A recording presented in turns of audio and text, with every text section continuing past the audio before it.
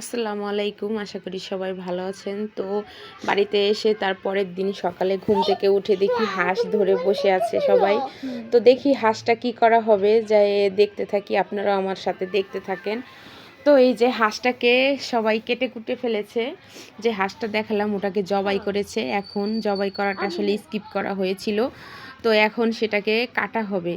কলের রোদের ভিতর বসে, বাড়িতে কলের পাশে রোদের ভিতর বসে হাঁসটাকে সবাই মিলে কাটা হবে।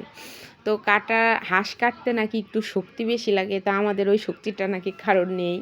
তো আহান্নপের বাবাকে দেওয়া হয়েছে হাঁসটা কাটার জন্য, যে আহান্নপের বাবা একটু জোরে শক্তি দিয়ে হাঁসটা কাটবে। তো এই যে বাড়ির একটু ভিউ দেখাচ্ছি।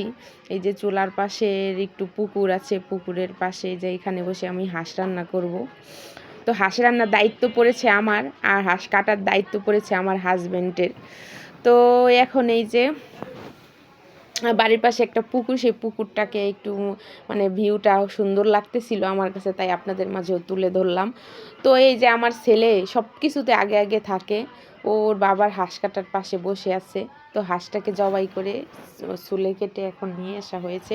ওটাকে আসলে দেখানো হয়নি, স্কিপ করা হয়েছিল। এখন শুধু হাঁসটাকে বানানো হবে, ওইটাই দেখানো হবে কীভাবে হাঁসটাকে কেটে কুটে বানানো হবে। তো ওই জাহানাপের বাবা অলরেডি বসে গিয়েছে হাঁসটা পিস পিস করার জন্য আর কি, পিস পিস করে দিবে। তো হাঁস পিস পিস করতে নাকি একটু বেশি মানে শক্তিই লাগে, অনেক বেশি, যার কারণে আহনাফের বাবাকে দেওয়া হয়েছে। তো এই যে এখানে আমরা সবাই আহনাফের বাবাকে ঘিরে গোল হয়ে বসে আছি। আমাদের বুড়ি মানজি বুড়িটাও চলে এসেছে, আমার মেয়ে, আমি, মোটামুটি আমরা সবাই হেল্প করতেছি কাটায়। আর মেন কাটছে আহনাফের বাবা। তো এই যে কাটতেছে সে, আসলে সেও কখনো ওইভাবে কাটে নাই, কিন্তু তাকে তাও জোর করে চাপিয়ে দেওয়া হয়েছে। তো এখানে আবার আমার আম্মা ছোটো মাছের চচ্চড়ি করছে আমার জন্য। তো ছোটো মাছের চচ্চড়ি তো আমি অনেক পছন্দ করি খেতে, এই জন্য আমি আসলে ছোটো মাছ কিনে চচ্চড়ি করা হয়, আলু বেগুন দিয়ে ছোটো মাছের চচ্চড়ি আমার আবার খেতে খুব পছন্দ। তো অনেক দিন পরে ঢাকায় থেকে বাড়িতে আসার মজাটাই আলাদা। বাড়ি এসে যা কিছু খাই সবই মনে হয় কি মজা হয়েছে, কারণ ঢাকায় তো সব ফরমালিনের খাবার খাওয়া হয়। গ্রামে মা মনে হয় মায়ের হাতের মানে যেটাই রান্না করে সেটাই মনে হয় মজা, সেটাই ভালো লাগে খেতে। তো এই যে আহানাব বাবা বিশেষ করে অনেক মজা পেয়েছে বাড়িতে এসে, সেই ইচ্ছা মতো ঘোরাঘুরি দৌড়ানো দৌড়ি এগুলা করতেছে। আমি বাসা থেকে ভেবে এসেছি এবার আহানাব বাবাকে আটকাবো না, যা খুশি তাই করবে, ওকে ছেড়ে দিব। তো এই যে আমাদের হাঁস কাটাকুটা শেষে এখন আমাদের হাঁস রান্না চুলায় চড়ানো হয়ে গিয়েছে। তো এখন এই যে এই পাশে চুলায় পিঠা বানানোর আয়োজন চলছে, আর এই পাশে চাউলের গুঁড়া। তো এইবার স্পেশাল পিঠাটা আমার বানাবে আমার ফুপু।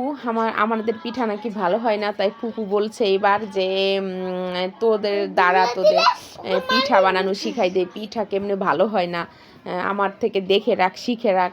তো ফুপু কখনো পিঠাটা এখন আপাতত বানায় না, সেই আগে নাকি 20 বছর আগে বানিয়েছিল, যখন মানে ওনার ইয়ং বয়স ছিল। তো তখন বানিয়েছে, আর এখন এই 20 বছর পরে বানাইতে বসছে। তারপরেও সত্যি অসাধারণ পিঠা হয়েছে, সেই সুন্দর পিঠা। মানে আমি তো দেখে পুরো অবাক হয়ে গেছি যে 20 বছর পরেও তার কিভাবে সব কিছু মনে আছে। এত সুন্দর পিঠা হয়েছে, বিগত 2-3 বছরে এত সুন্দর পিঠা আমরা বানাইতে পারিনি, যে ফুপুর পিঠা এত সুন্দর হয়েছিল। তো আমার ভাই আগে টেস্ট করতে চলে এসেছে, যে আমি সবার আগে পিঠা টেস্ট করব। তো মাশাআল্লাহ এই যে আমাদের পিঠাটা ফুলে ফেপে উঠেছে এবং অনেক সুন্দর হয়েছে। এই পিঠাটা আমরা হাঁসের মাংস দিয়ে খাবো এবং ভিজাবো। তো এইটা হয়েছে আমাদের,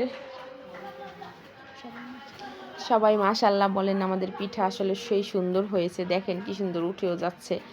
তো হাঁসের মাংস পিঠা আমাদের ফরিদপুরের ঐতিহ্যবাহী একটা খাবার। শীতের সময় সব ঘরে ঘরে সবাই হাঁসের মাংস রান্না করে, আর চিতই পিঠা বানায়, আর ভিজেনি পিঠা বানায়। তো এটা হচ্ছে আমাদের একটা মানে কি বলবো, সেই একটা ঐতিহ্যবাহী খাবার।